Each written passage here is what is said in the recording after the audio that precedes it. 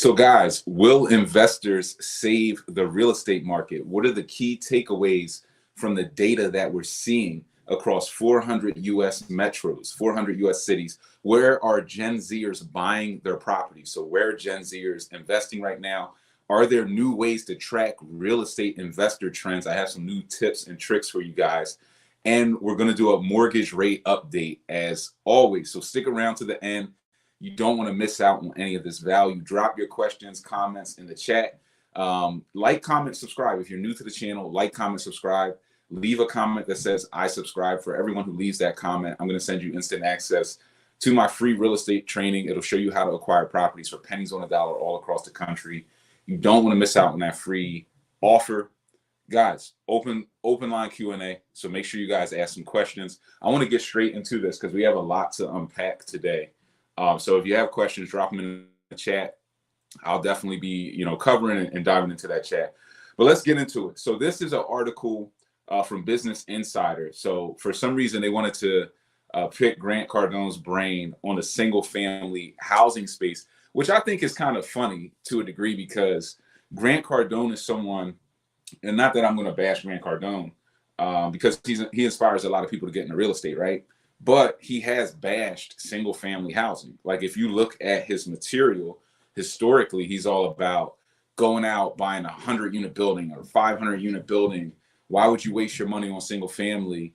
But now he's starting to pivot and talk a lot about single family because single family is the way out for us. Us as investors, mom and pop investors just getting started off and wanting to scale up. I mean, you guys, if you know my story, I've scaled up from 0 to over 300 individual properties, a lot of that multifamily, a lot of that single family, a lot of that co-living.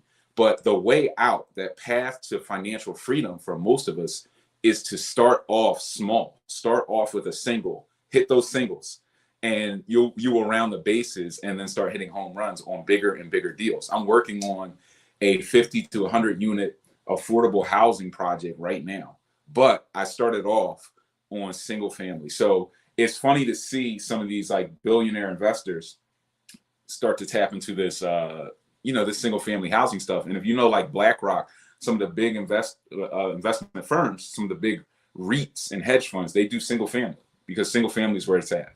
So according to Grant Cardone, investors will step back in to pick up single family homes at lower prices with less competition. Cardone said in a statement. That being said, there will be no housing crash. So according to Grant, no housing crash. Investors like myself will save the day and step in to buy the homes. So the prediction from Grant Cardone is that as prices continue to tick down, investors are going to step in and they're going to buy up all these properties. So this is why I've been keeping you guys prepared, why we've been talking weekly, doing these live sessions weekly in this format, so more of you can tap in, because there's going to be this window of opportunity. Big money is sitting on the sidelines. They're getting all their money lined up and they're just waiting. They're watching interest rates. They're watching market demand. They're waiting for a signal that we're at the bottom of the market. And once that signal is confirmed, they're going to jump in and start buying the stuff back up. So there's not necessarily going to be a big housing crash. In most markets, we've already seen it. We've already seen what we're going to see in terms of, rates kind of continuing to fall. Rates kind of spiked in September, October. They've been coming down pretty steadily since then. And as they continue to fall, prices are going to continue to stabilize. Investors are going to continue to go into the market.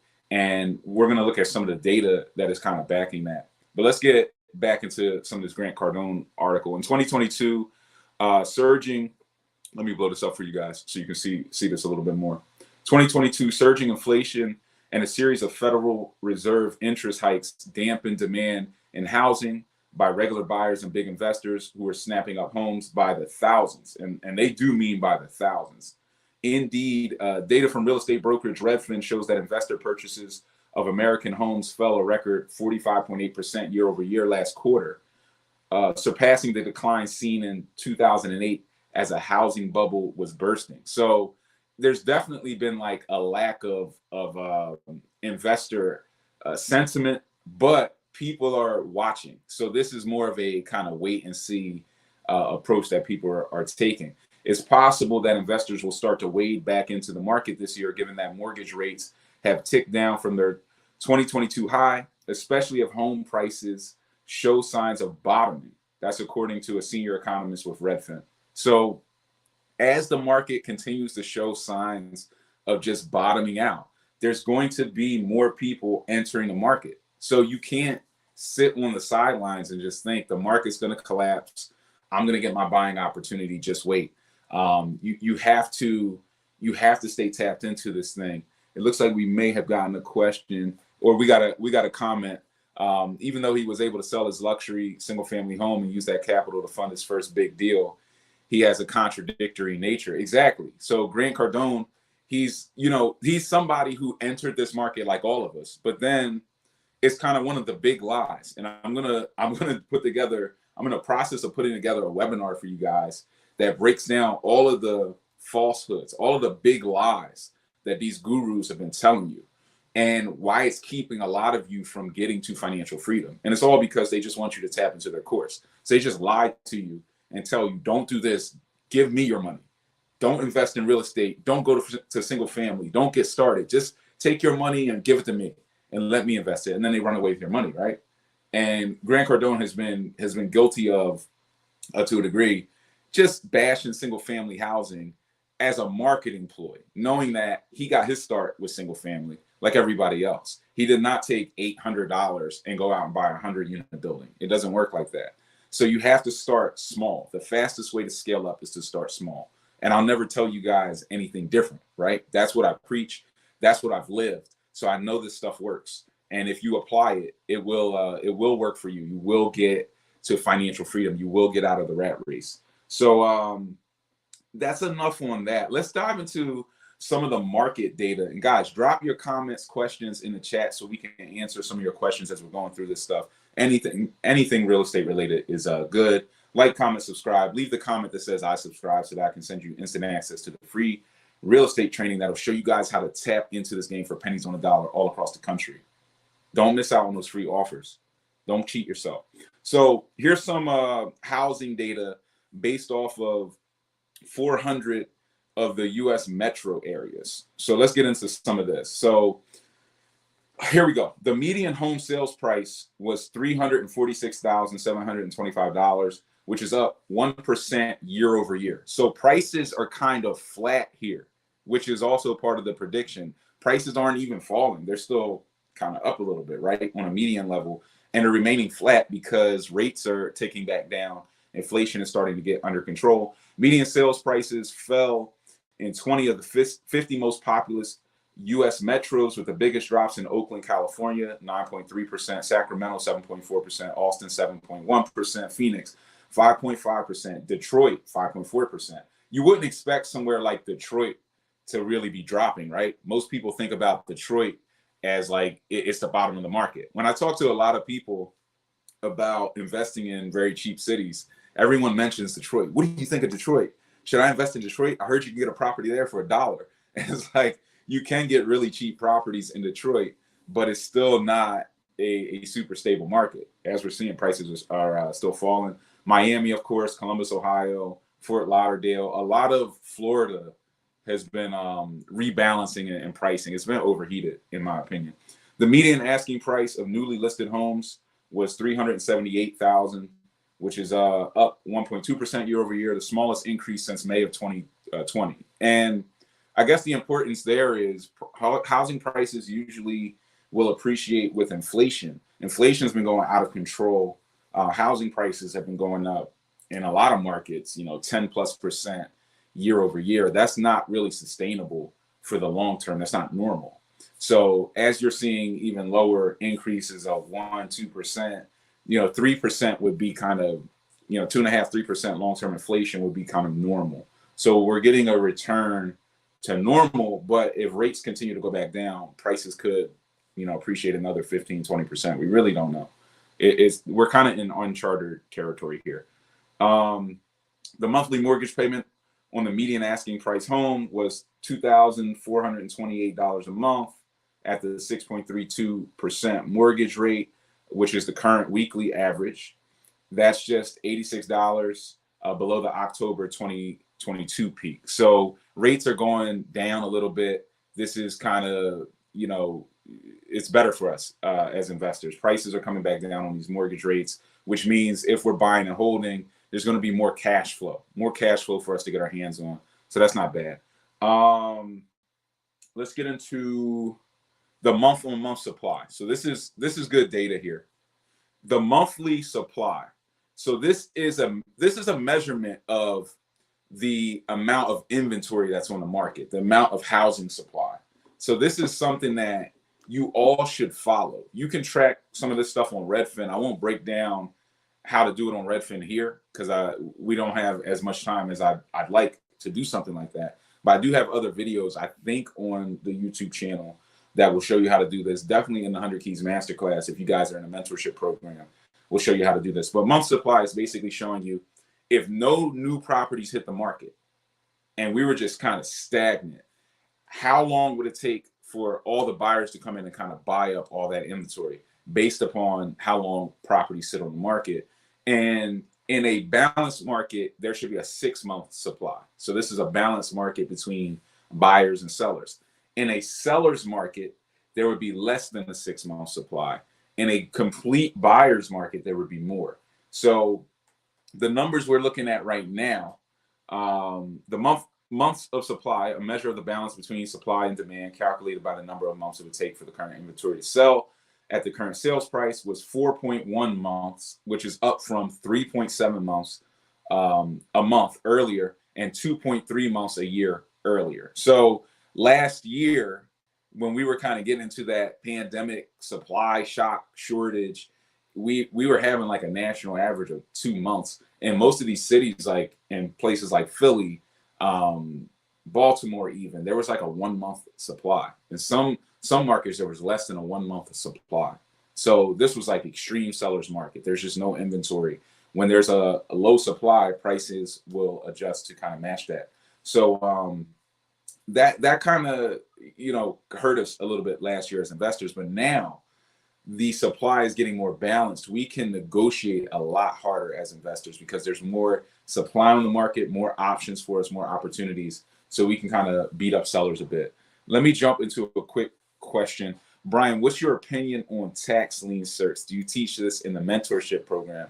We do have a few breakout sessions on tax lien certs, how to invest in tax liens. So there are different types of auctions. If you're in a place like Baltimore, they do the tax lien certificates, which you can basically, if somebody doesn't pay their property taxes, you can go and bid on the value of that, like the property tax, and maybe overbid it a little bit. But if you win that bid, you can now control the property. So if the original owner wants to redeem that tax lien cert, and it truly is a lien against the property, then they can pay you back for the value of the winning bid plus interest. So it's kind of a way to get a locked in interest, and that interest is in the double digits. So some people play this game to get 12 to 13% returns.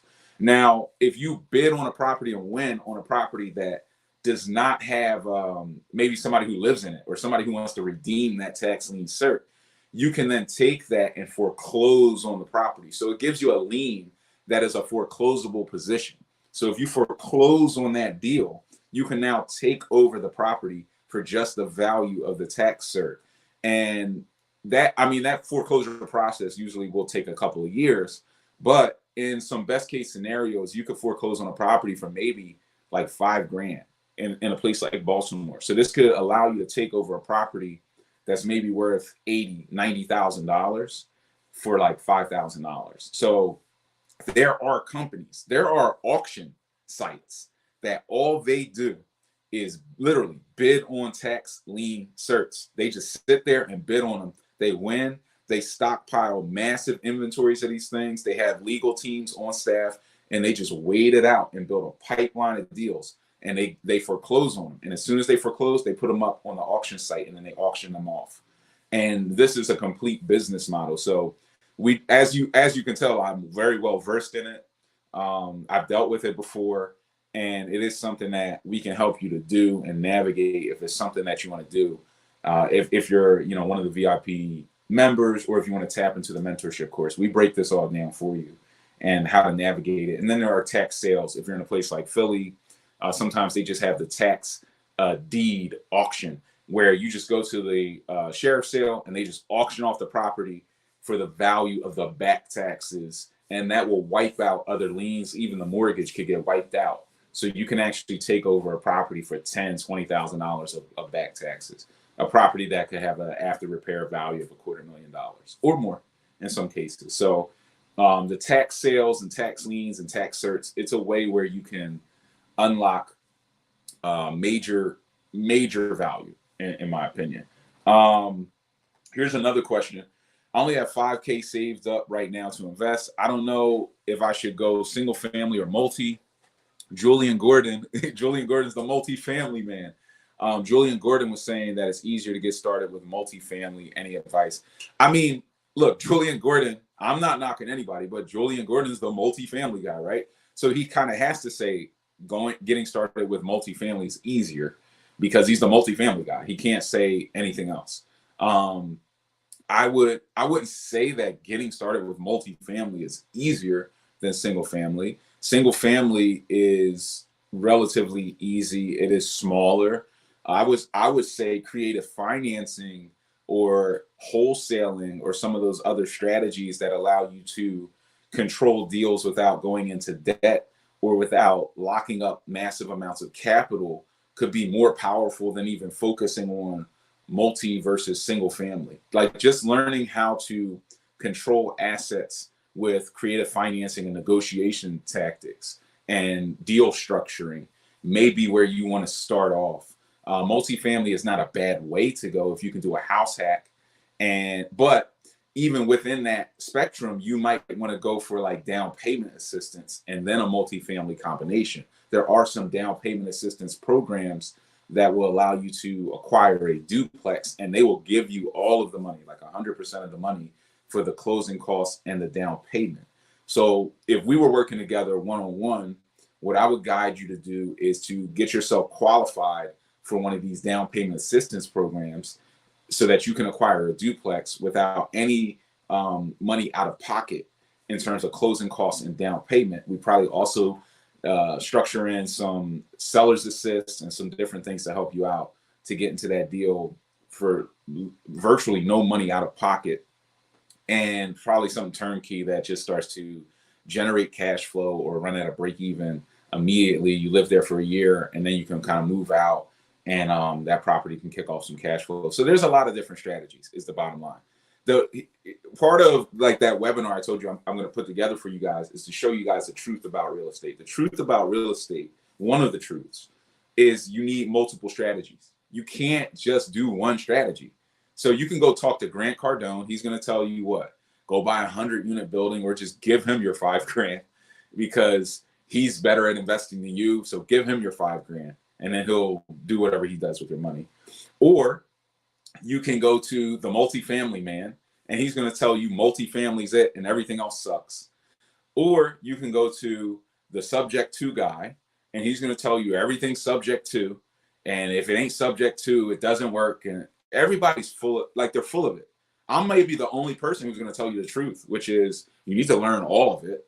You need to invest where you're at. And maybe I'm better at meeting with you because I work with my people one-on-one, which is also something these guys don't do. Maybe I'm better at working with you one-on-one, meeting with you, kind of level setting and saying, look, here's where you're at. Here's the best way to get started. Here's the action steps. Let's go. And then once you get a deal under your belt, you can see, they call it, you climb a little higher, you see a little further. And it's not that multifamily is bad. It's not that flipping is bad. It's not that wholesaling is bad. There are just different times and places for different strategies. You need to know all of them. And that's why we teach you all of them. We're teaching you the tax certs. There are complete courses out there, just tax certs. Why have a course where you just learn tax certs when you should be learning tax certs, tax auctions, wholesaling, creative financing, subject to lease purchase options, buy and flip, BRRRR strategy? You should be learning it all. You should be learning it all. I'm going to drop some sections in the course on how to do 50-unit deals and qualify yourself for low-income housing tax credits. And we're going to continue to build out this course for you guys by adding on. which is something I always promise you guys, that the people who are in the VIP, this is a living, breathing course. I'm constantly building it up. So I'm taking you on different levels. So as you mature in this game, you can continue to evolve and get to like different levels of this thing. So you just got to stay tapped in, man. But there's just a lot of nonsense out there. It kind of agitates me a bit, because all of these guys, I get it from a marketing perspective, they have to be this one person because it's easier to remember, the multifamily guy or the 100-unit guy or all these things. But that stuff doesn't work. That's cookie cutter stuff. And you take a cookie cutter course or a cookie cutter approach, you get a cookie cutter result. If that, and most people don't get the result because cookie cutter doesn't work. Only one-on-one mentorship really works. Cookie cutter mentorship, it just does not work, guys. So, I mean, hate to be the bearer of bad news if that, it is what it is. What can I say? John's ready for help. Look, anybody who's ready to tap into the course, you got to reach out and tap in. I only work with 2 to 3 people per month, one-on-one, only 2 to 3. So tap in when you're ready. No need to tap in if you're not ready, because you got to be ready to go or you get put on a waiting list. But, if you're ready and you guys want to accelerate, definitely tap in. I'm pretty easy to get a hold of. We got a fax. Guys, like, comment, subscribe. Drop the comment that says I subscribe. Let me send you that free training. Share this with somebody who you want to do well in real estate, who you want to see do well and win. If not, they're going to get tapped into some of these fake guys out there, and they'll go for the ride. They'll maybe give them their money, or they'll just go for the ride. 100% from James. James is out doing lots of deals. You guys need to tap into his Instagram. He's doing deals.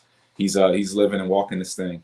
The creative financing subject to seller financing, wholesaling space will help you understand all of the other Absolutely. This will open doors to all of the other doors, single, multi. Exactly. I couldn't have said it better myself. See, the reason why we're learning everything is because even if you got really good at multifamily, at some point you have to circle back to creative financing. I'm leveraging creative financing on a 100-unit, 100-unit project. So I'm leveraging the same creative financing strategies that you could implement on a single family house, I could implement on a multi-million-dollar land deal, because it's all the same. It's just all kind of one play.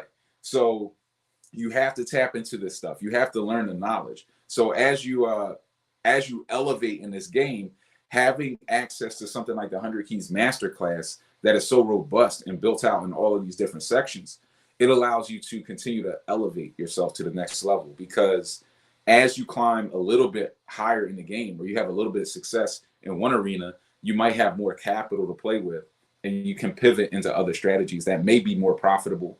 If you learn creative financing, now you can acquire deals for less money, and then you can still use your other skill sets like full gut renovation skill sets, being your own GC, managing your own deals, scaling with virtual assistants, whatever it is, whatever we're teaching you, you can start to implement that into other strategies. Let's talk, keep dropping the questions. As I see more questions, we got one. It's the best course I've seen in years. And she's taken a lot of courses. So a lot of you guys come to me and are like, I tell you on a call, if you do a call with me, I'm like, look, this is the last course that people take. Most people take the 100 Keys Masterclass and the VIP mentorship course, and they're like, man, I wish I found this sooner. And I promise people, like, this is the last course you'll ever need, because I have everything in it. I made an intentional decision to say, if somebody signs up with me and they're rocking with me, I don't want them to have to go anywhere. They can go somewhere else, but I don't want you to have to go anywhere else to learn. That doesn't make sense to me. If you're here, I'm going to teach you everything about the game. You shouldn't have to go over there to learn about the game, because half these guys teaching, they've never even done deals. Most of these guys never even done, I promise you, like 30 deals. Most of these people, I've done over 300 and counting, and still, I'm still going, and I'm doing deals actively in this market right now. So, you just have to stay tapped in. You guys got me going on rants. I'm gonna lose my voice on this thing. Let's get into where Gen Zers are buying real estate. So these 6 cities have the most affordable homes for Gen Zers, right? Let's get into these 6 cities. One, we have Ohio, Toledo, Ohio. And you guys can study these cities. You guys should be doing your market research on some of these cities. Toledo offers potential buyers a 5-to-1 estimated inventory to buyer ratio. The percentage of listings with a price cut is at 23%. And the typical mortgage payment as a percentage of income is 26%. So it's just very affordable. So this is a place where a lot of buyers are looking, a lot of Gen Zers, but this is also a place where you can see a lot of inventory for rental properties. If you want to tap into rental properties, you'll see a lot of different inventory here. Philly is on the list. Brett Rosenthal is a realtor for Revolve Philly Group at Compass in Philadelphia. Rosenthal recommends the Philly real estate market to Gen Zers interested in purchasing a home. Of course he does, he's a realtor, but still. A first-time home buyer could purchase a home under $200,000 in Philadelphia and many areas which are move-in ready, said Rosenthal. Additionally, Rosenthal said, Philly has everything Gen Zers could want. This includes a strong job market, proximity to major cities like Washington, D.C. and New York City, and countless attractions, including visiting historic sites and partaking in delicious food. Philly does have a massive like food network in Center City, South Philly.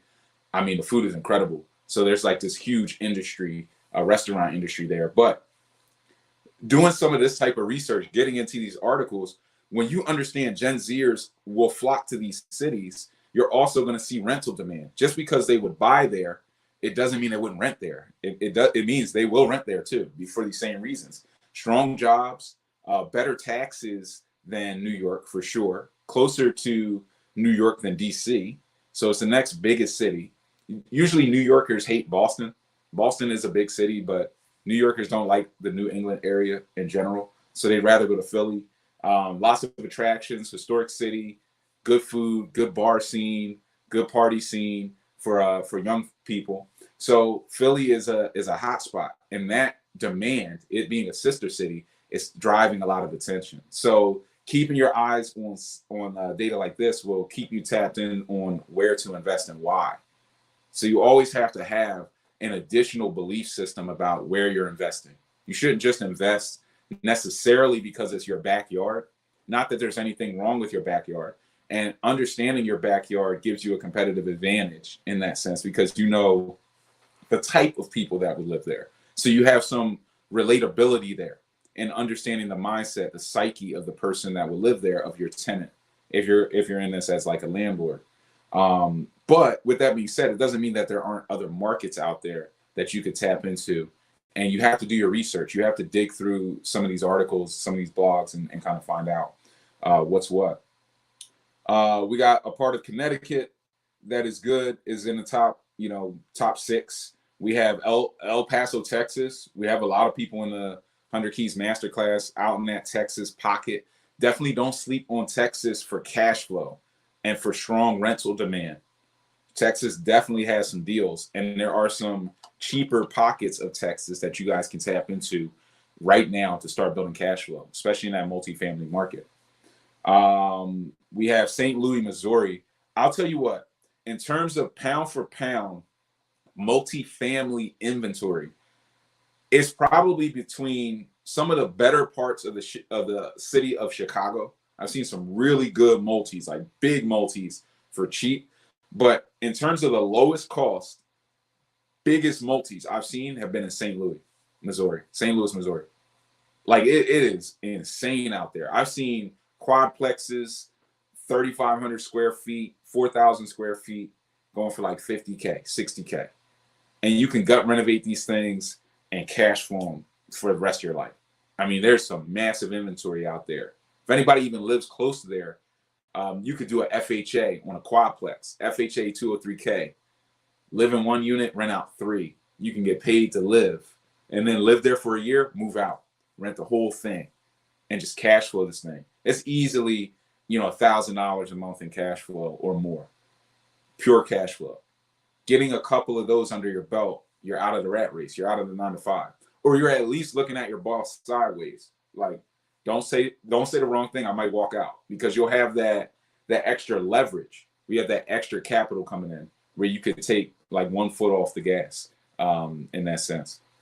And then we have Magna, Utah, which Utah is a very expensive market still. It's hard to get cash flow out of Utah. Let's talk about, and keep dropping the questions. We'll always stop for any questions, any real estate related questions. Let's talk about a look at some of these housing trends. I found this interesting. I was digging through these articles, just looking for more information to share with you guys, and I found this, and this was like different. I always get excited. This is the thing about real estate. When you're excited about this game, you'll always learn new stuff. You always challenge yourselves to continue to dig into information. And a big reason people ask me, Brian, why do you do this? Why do you? You've already had success. You've already done hundreds of deals. Why do you spend time with people, educating people? What is in this for you? By teaching you guys, I stay in the learning mode, because it's part of it. I can't teach you if I'm not thinking about what needs to be learned. So then I'm putting myself in the learning mindset, and I'm doing research and different data to bring you guys new things. And sometimes I bring myself new information. This one was really cool. They said, well, how do you find where people want to invest? There's a company, and what they do is they track U-Haul migration data. So they go to U-Haul.com and they pull, where are people renting U-Hauls for one-way trips and just driving their stuff and not coming back. And by tracking this, they're following where people are kind of migrating from here to there. And this is like some of the data. Suburbs close to major cities tend to trend well, but there's another way to gauge a real estate market that's scientific while getting to the heart of consumers' fickleness. Real estate investor Aaron Wagner, the managing partner at Wags Capital, a boutique real estate investment firm in Utah, looks to data from U-Haul to make investment decisions. So we determine the markets that have positive net migrations. It's a good, it's a smart thing to do. That means Texas and Florida remain top markets. It's hard to get this data from watching CNN and kind of like the fear mongering, where they're just telling you, oh, the real estate's bad. Florida markets collapse. Are people still moving there? Are they renting U-Hauls and still going there? I have family that just flocked to Florida within the last year. Lots of them. So this stuff's happening. Pandemic trends still stand. The Southeast and Southwest remain popular for those seeking to relocate. According to U-Haul, the top state for outward migration with people moving out is California, which is why Wagner will not be investing in that state, because people are just packing up the U-Hauls and they're not coming back. The trend for relocation has been to cities away from coastal areas, Wagner said. Cities such as Denver, Dallas, Boise, Scottsdale, Park City, Utah, where Wagner currently lives, are hotbeds. You can get a lot more money for your money, a lot more bang for your buck. And the hottest state for investment is still Florida. So even though Florida pricing has gone down, like I've been telling you guys, that's a window of opportunity, especially if you're in like the northern part, Orlando, Florida, Jacksonville, some of these parts. There's a lot of opportunity out there. So you can track this data, and I'll drop this kind of in the description for this video. You guys can watch it back. But this is actually from U-Haul.com. California and Illinois saw the highest demand for outbound U-Haul trucks. So people are just getting out of town. But here's the data in terms of like the actual places where people are just getting out of in terms of rank. So I'll leave this for you guys. We won't have to cover, all of them, but it's, it's pretty interesting stuff. And let's touch on today's mortgage rates. So as of today, we have the 30-year fixed. It ticked up a little bit, 6.37%. But we always talked about this. The rates are going to go up in kind of a S shape, maybe zigzag shape, just like the stock market, and they go down in the same fashion. They're not going to go straight up. They're not going to go straight down. They're kind of zigzagging their way. But the projection is that rates on the 30-year fixed side are going to be in the 5% range by the end of the year. So we'll keep an eye on it. Maybe it gets there. I think it'll get there. Only if inflation stays checked. If inflation gets out of control, we're going to be in trouble. But if it stays in check, we're going to be pretty good. The 20-year fix, the 15, even though these are lower because they're compressing the amortization schedule, your payment could be higher here. But if you're looking at these 5/1 ARMs, 5.75, this is a good thing to tap into right now. Certainly if you're doing the FHAs, some of you have the VA loan capability. You should be tapping in and taking advantage of some of these things. And then refinancing out. And here's the refinance rates, which are slightly higher in most cases. They're just slightly higher. So that's kind of that, guys. Let's keep going into some questions. Just got out of collection. Credit is 550 at the moment. Looking to invest. Live in Illinois, northwest suburbs, FHA. Yeah, I mean, technically, I believe from a technical standpoint, you could do a FHA with like as low as a 500, I believe.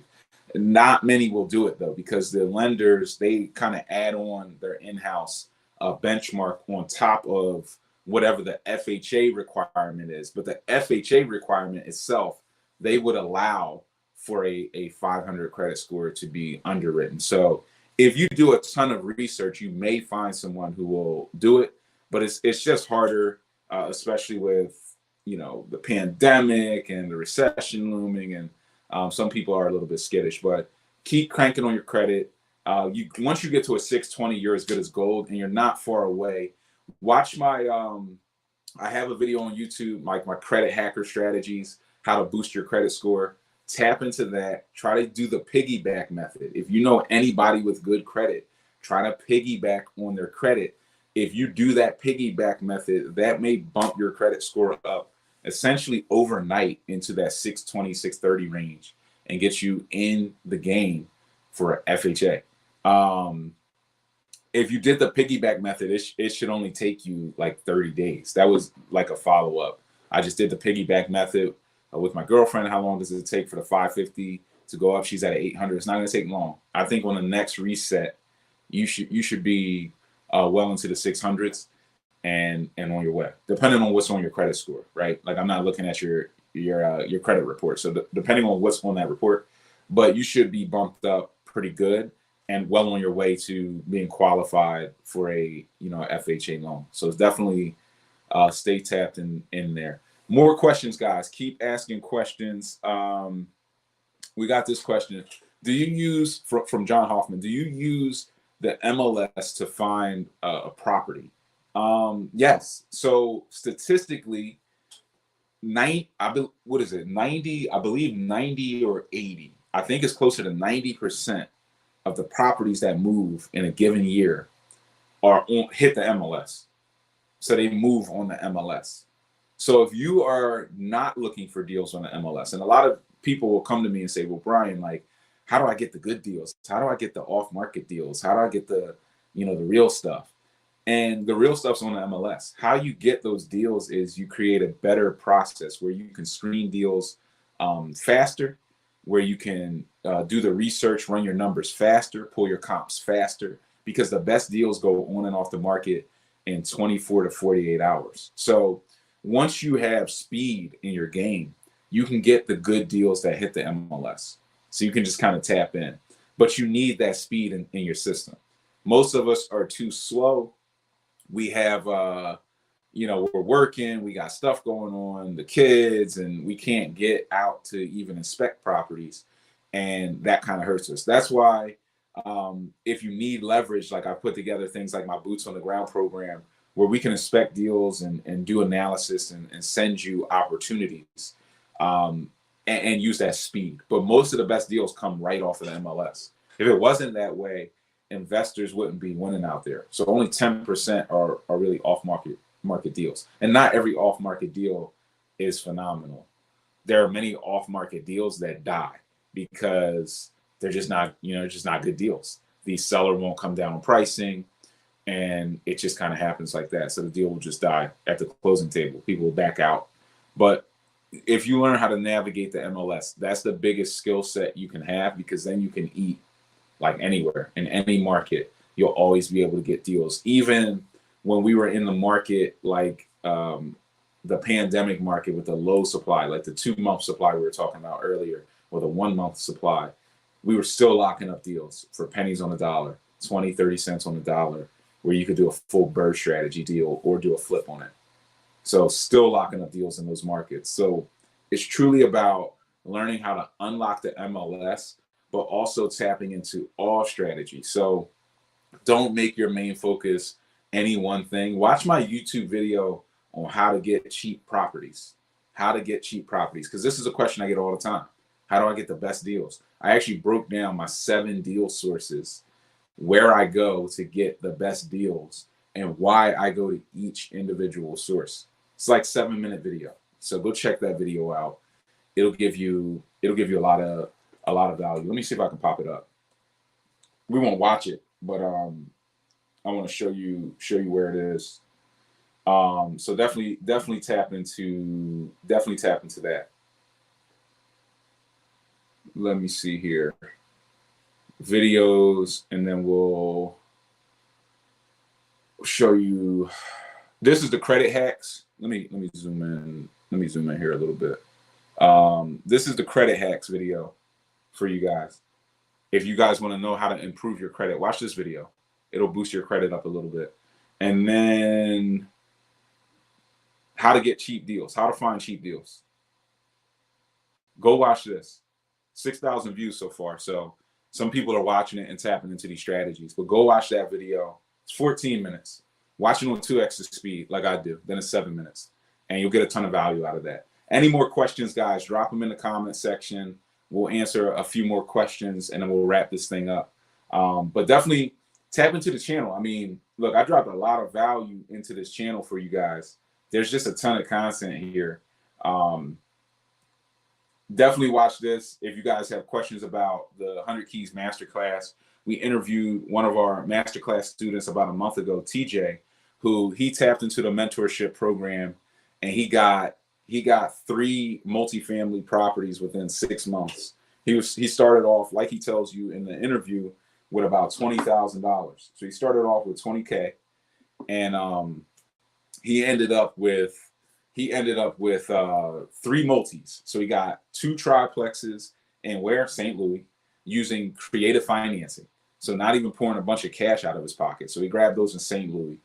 And then he got a 6-unit building in upstate New York, using one of the lender contacts that I have. I tapped him into a 100% lender. They gave him 100% of the money to acquire and renovate the property.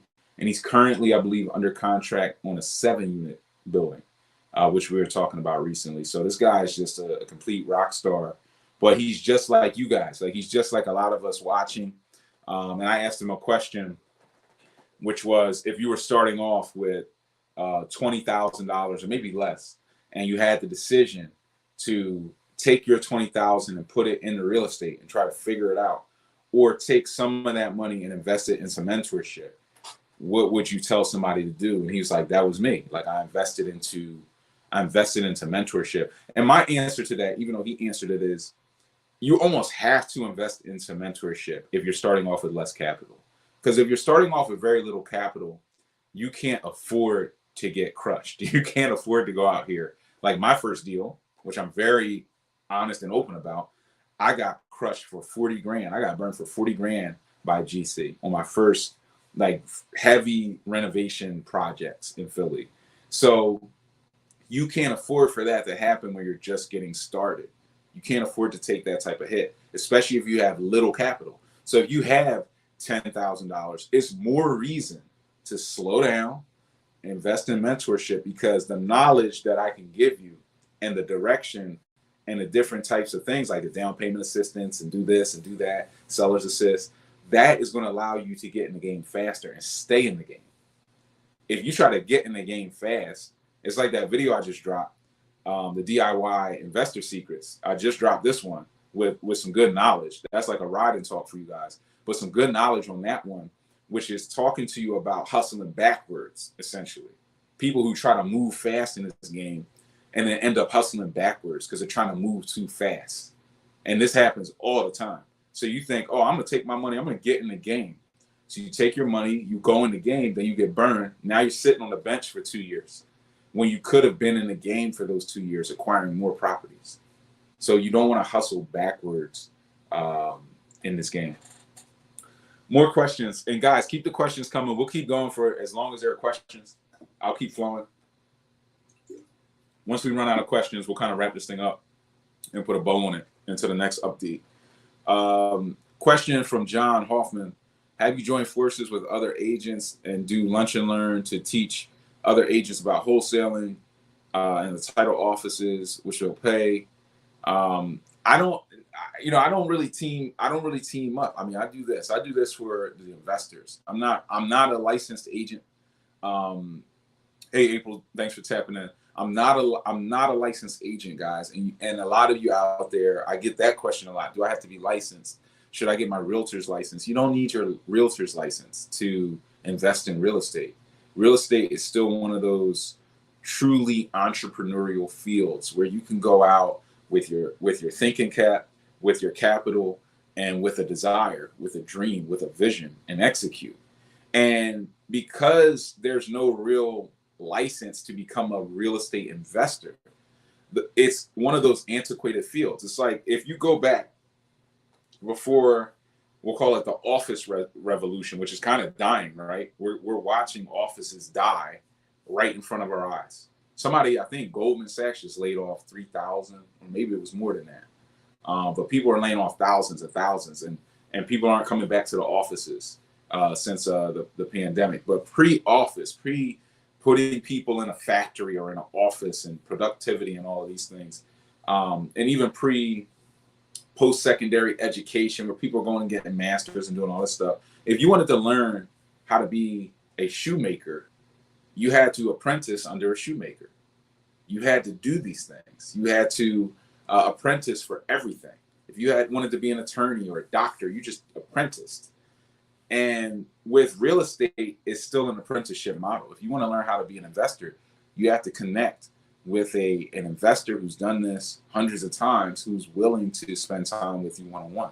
That's the way to get tapped in and to accelerate. And real estate is still like that.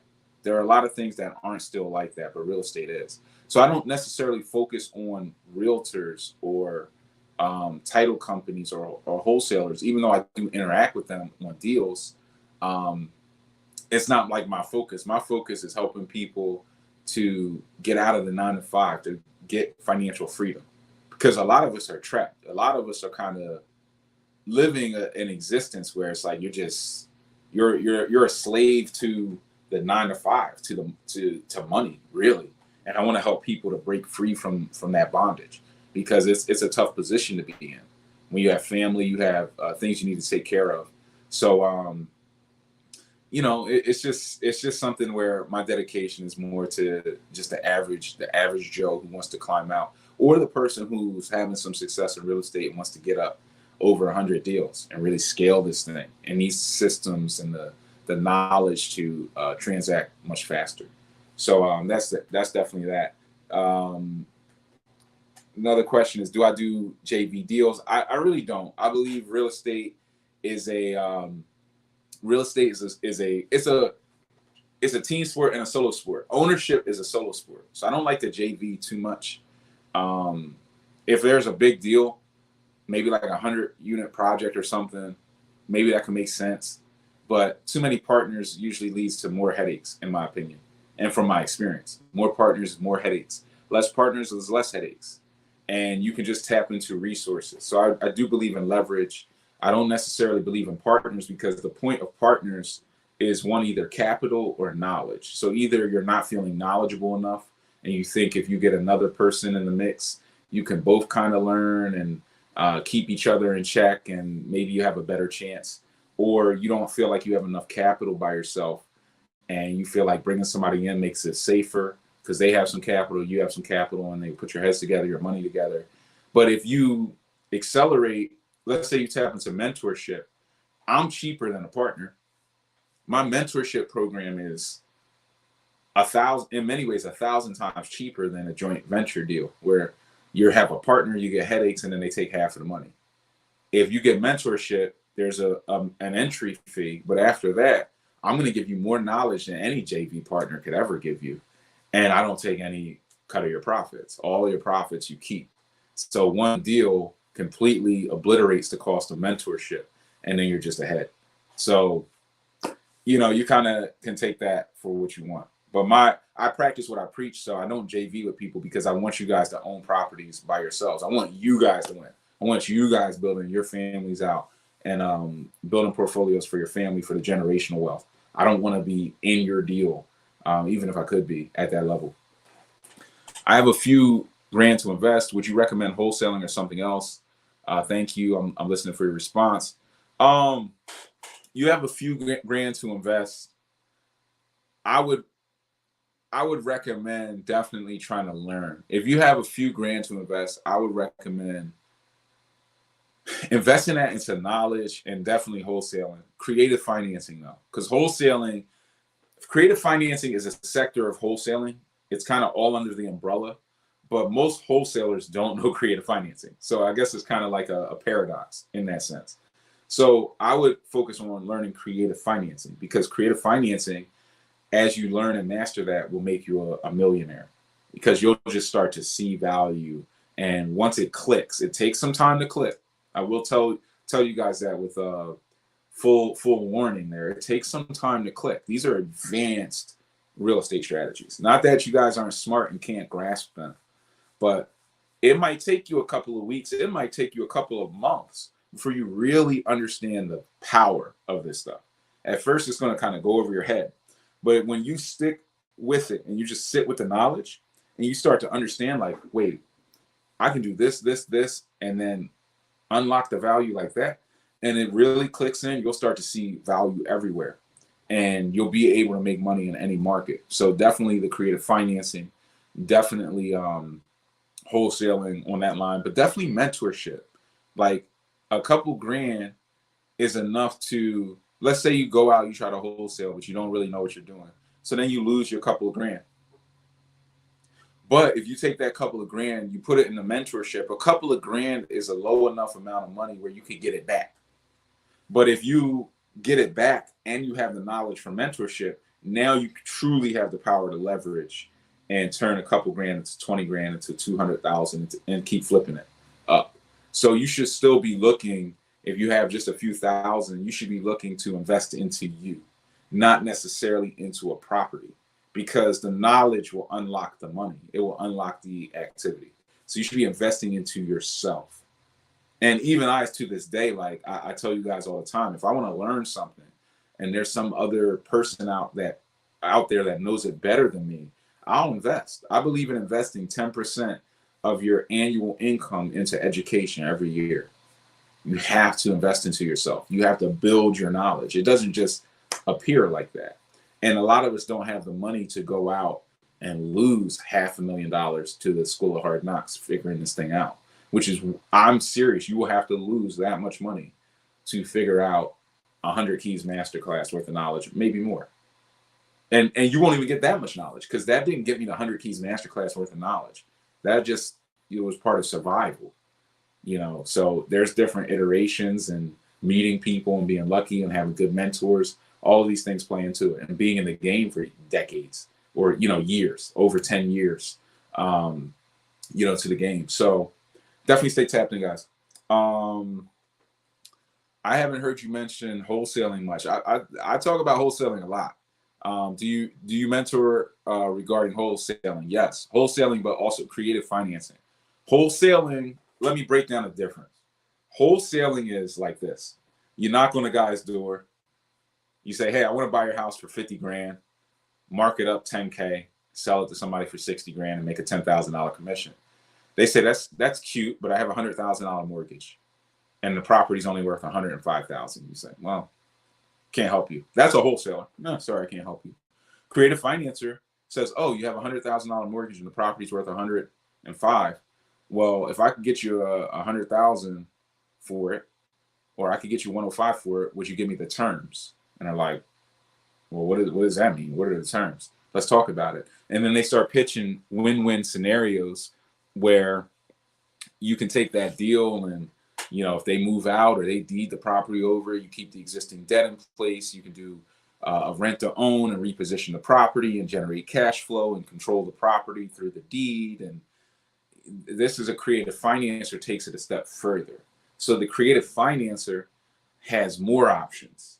In fact, there's a whole sector of the creative financing space where they just build out networks of wholesalers, and they just wait for wholesalers to fail on deals. And they go to wholesalers and say, hey, you got any deals you can't seem to sell or make any sense of? Yeah, I got a ton of them. Because most of the deals are like this. They're not good wholesale fits. Send them to me. I'll get you paid. I'll get you a little cut of the money and we'll make something happen. Okay. And they don't even go out and solicit leads. They just build networks of wholesalers. The wholesalers bring them the leads that they can't close because they don't know enough. They don't have the education.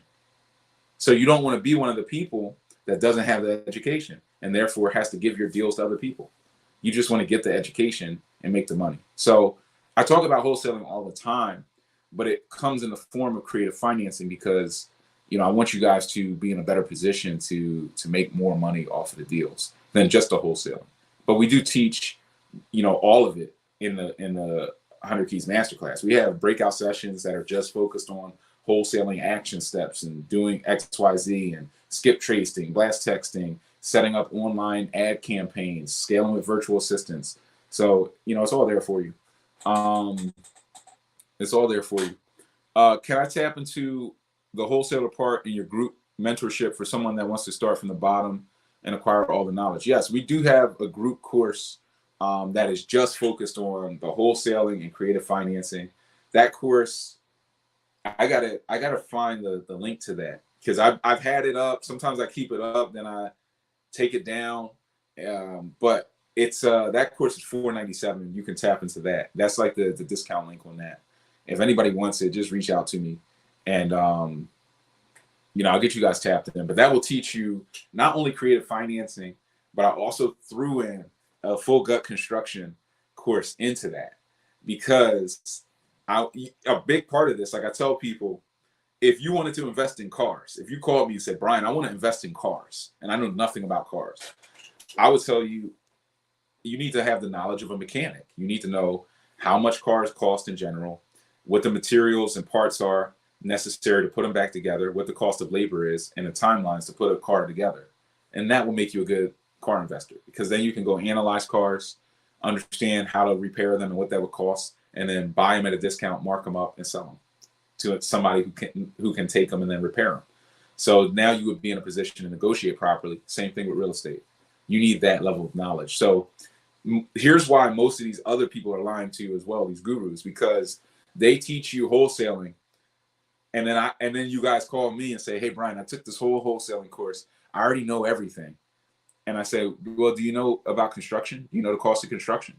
No, I don't know how to put together a rehab budget. Well, then what did you learn? How could you be a wholesaler? You don't know the cost of construction.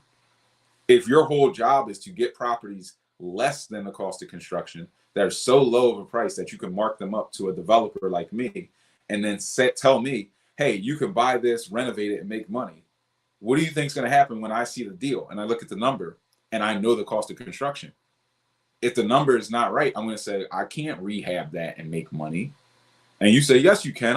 I multiplied this by 0.65 and subtracted it. And it's like, that's not how it works, bro. That's not how it works. So anybody selling you that course is full of it. And they've never done a deal. They've never done a rehab. They don't know what they're talking about. And they're just hustling courses. There are great marketers that don't know anything about real estate, but they're great marketers. So they can get you to buy their course, but there's no substance in it. So even in my creative financing and wholesaling course, I always add this component of construction because you need construction. It does not work without understanding the cost of construction and how it actually, how those numbers work.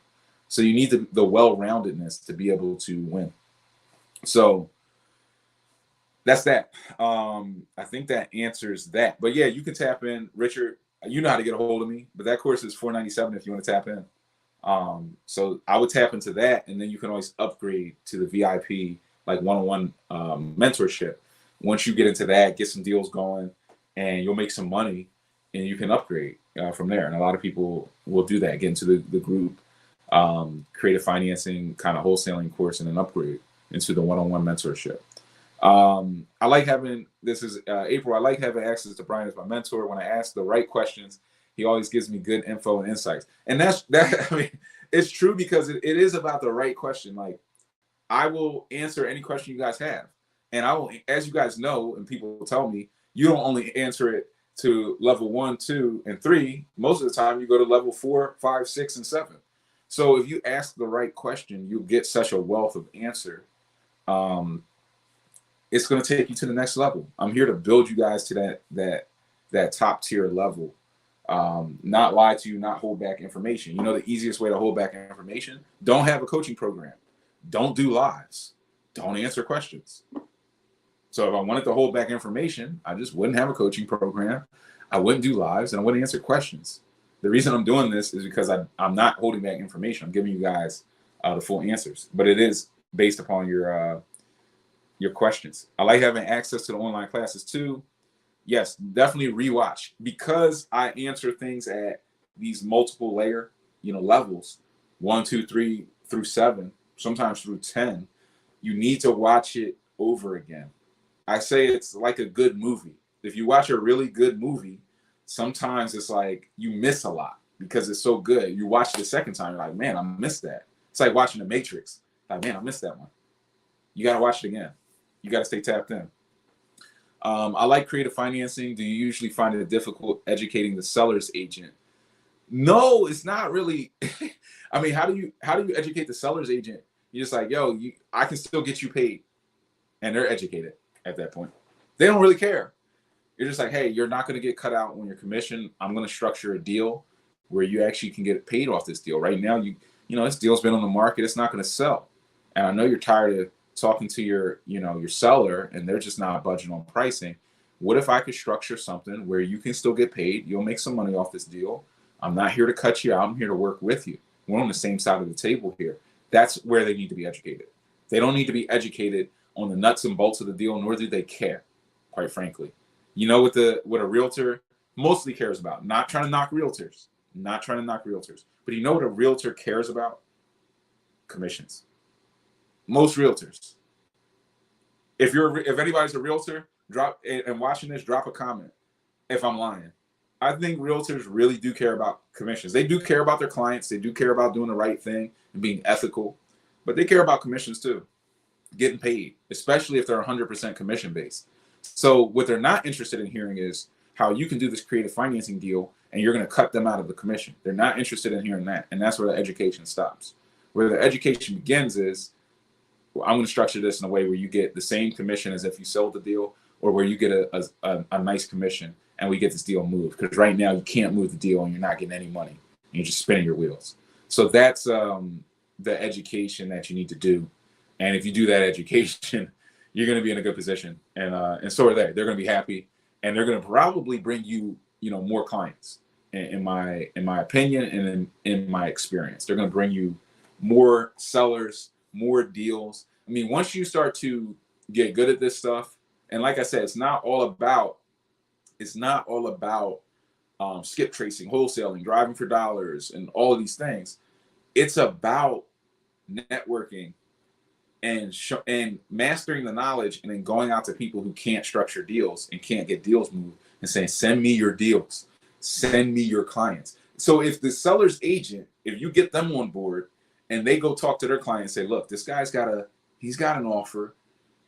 He might be able to get you the price. It's a different strategy. Maybe you should hear him out. Now you're coming in off of that pedestal, or on that pedestal, off the piggyback from the seller's agent. So now you have a lot more credibility. And then you come in, hey, I'm here to win-win. I'm about win-win scenarios. I'm here to educate you. I'm here to help you to win. And that's a better way to enter the relationship. You don't want to enter the relationship on, hey, I'm just here to make some money. I'm a wholesaler.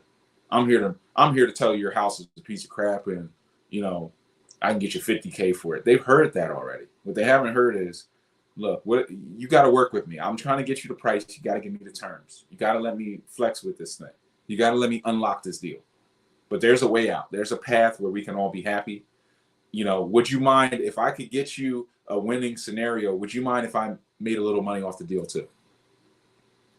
They'll be like, sure, if you can give me something and you can make some money, cool. Now that everybody's on the same side of the table, now let's talk. Let's figure this thing out. Here's how we can do it. You're not going to get all the money up front, but I can get you 10 grand here and then some money on the back end. And, you kind of start to structure this deal and make something that makes sense. So it's all about, the philosophy is win-win scenarios, win-win scenarios. Will be my top 3 cities in Florida. Orlando, Jacksonville,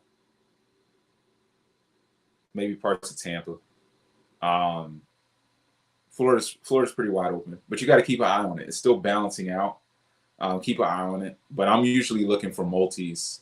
I'm usually looking for multi-families where I can build some cash flow, do some renovation even. So, and then it's just unlocking value. So I'm looking for zoning conversions. I got one deal I'm working on right now. It's a 2-story. We're blowing the roof off, building up to a 3rd story, converting it to a duplex. I'm looking to create value.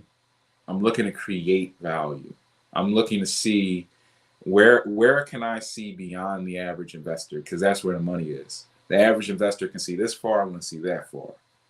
That's where the money is. I still want a 44-door deal. Help. Yeah, we need to talk. There's definitely some opportunities there. Like I said, I'm working on a 50 to 100 unit affordable housing deal, ground up construction. And when that starts to get underway, I'm gonna, document that for you guys and probably wrap a lot of that into the masterclass, because that'll be fun for a lot of us to kind of tap into that commercial side. Even though, like I said, the fastest way out of the rat race, out of your 9 to 5, is through the residential, the single families, through the quadplexes, 4 units and down. 1 to 4 units is the fastest way out. Once you get out, as you continue to scale, you may scale into the commercial side of things. The worst commercial deal is 5 unit, because you're paying a bunch of commercial pricing, but you're not getting the real value from the cash flow. So getting into those 10 unit plus, deals, that's where the money can be. But you'll also find many of the times if you stack up 3 triplexes versus a 9 unit building, the triplexes might have better margins, more cash flow, better margins, just better everything. I'll take a couple more questions and I'm gonna wrap this thing up. We've been going a little over an hour. Is DSCR loans the way to go with buying apartments? And that's more of like, they'll call it like an asset-based loan, where the lender is going to lend based upon the ability of the debt service coverage ratio, the DSCR, the debt service coverage ratio. And this would be if you had a debt service coverage ratio of 1.2, that would mean you had $1,200 coming in rent and $1,000 going out in debt service coverage, which most of the time they'll try to calculate like taxes, insurance, the mortgage, and maybe some type of cap, what they would call cap X, which will be like just $50 a month or $500 a year in maintenance, just repairs, natural wear and tear type of stuff. So yes, that is a way to go when scaling. So when you're scaling a real estate operation, you can't, like, you're going to get quickly out of your own debt to income ratio. I didn't drop this video yet. I'm dropping the video Wednesday on this. That's going to break down some of this information, like your debt to income ratio and how you can get outside of that and what that means. But typically the average, American, after they get 3 or 4 properties, their debt to income ratio is not at a level anymore where Bank of America is going to lend to you on a property. So then you have to make sure your buy and hold deals fall into this DSCR loan ratio, where that debt can be serviced by the property. And then you can qualify for what they call non-QM. Sorry to nerd out on you guys, but non-QM mortgages, non-qualified mortgages, which is a subsector of the marketplace, probably represents less than 30% of all mortgages issued annually. But then you can get into kind of unlocked portfolio lenders, where they'll lend you $100 million a year. Like they don't care, because they're truly doing the big short stuff where they're lending you money, collateralizing the debt, and selling it to big land trusts that all they do is buy debt. And they're packaging, I would say every 6 months. I don't know the exact number. It's probably in the non-QM space. It's got to be close to 10 billion or more gets packaged. Because I know some individual lenders that are packaging 600 to 700 million every 6 months. And they're big, so they're some of the biggest lenders in the space. But still, if we take all of them nationally, it's got to be close to somewhere between 5 to 10 billion packaged, and that might be conservative, could be more, packaged and collateralized and resold. So this stuff is happening at a very massive scale. So hopefully all this stuff helps you guys. If you're new to the channel, like, comment, subscribe. Leave the comment that says I subscribed. I'll send you instant access to the free training, show you how to acquire properties for pennies on the dollar all across the country. Hopefully this helps. Share it with somebody you want to do well in real estate. We drop so much knowledge on this live that it's crazy. And tap into the VIP mentorship program. Tap into the group course to learn about the creative financing, full gut renovation, construction, how to be your own GC, and wholesaling, which we talk about. Don't listen to the lies the gurus are telling you out there about how to get out of the rat race. Don't listen to them tell you, give me your money. You don't know what you're doing. Just give me your money. I'll put in a 100-unit building and you'll get a 6% return. Don't listen to it. It's all garbage. Don't listen to, I'm the multifamily guy, or I'm the sub 2 guy, I'm the wholesale guy, I'm the single family guy, or whatever. Don't listen to it. You got to learn all of this stuff. There is no magic pill or magic bullet other than keeping your nose down and grinding in this game, putting your work in. Here's the secret. You give 2 years to your boss in your 9 to 5, you're not going to get much of anything. Maybe they'll give you a little raise. Maybe. Probably they'll just pull you in a boardroom and tell you, you made a couple mistakes here. We're not going to give you a raise this year or a bonus. You got 2 years in the real estate, dedicated, following the path, and real estate will give you financial freedom for the rest of your life. That's the biggest secret. And that's why, I keep doing this for you guys, is to keep you tapped in, to be that frequency that you can stay locked into this thing. Because if you just stay locked in for a couple of years, it'll give you the rest of your life. So stay tapped in. Brian Rogers, Real Estate Mentor, signing off. I'll see you guys on the next one.